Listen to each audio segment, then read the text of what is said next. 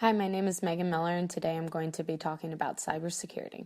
Did you know that more than 3 billion people have access to the internet nowadays?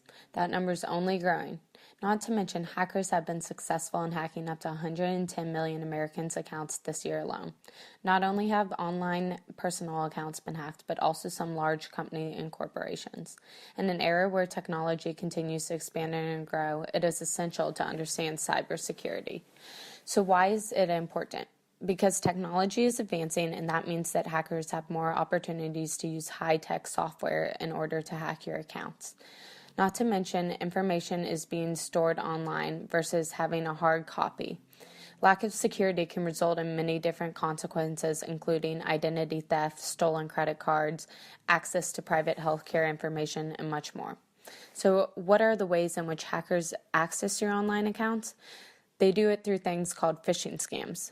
A phishing scam is where a hacker pretends to be a reliable company, and they'll typically send you an email, a survey, or sometimes even a phone call in which they pretend to be that corporation. They'll typically ask for private information.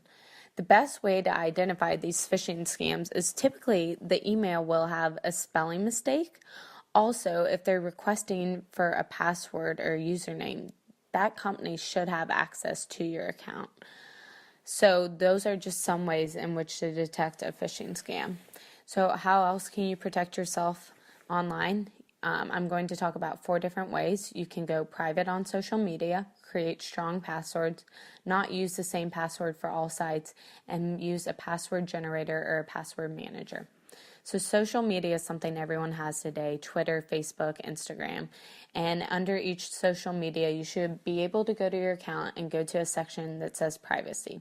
In the privacy area, you should be able to make your account private and not public, which means that only people you are specifically friends with can view your account.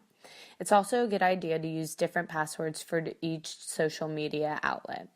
Another tip is don't post your location, and less is more, because the less you say online, the less likely someone will be able to access your information.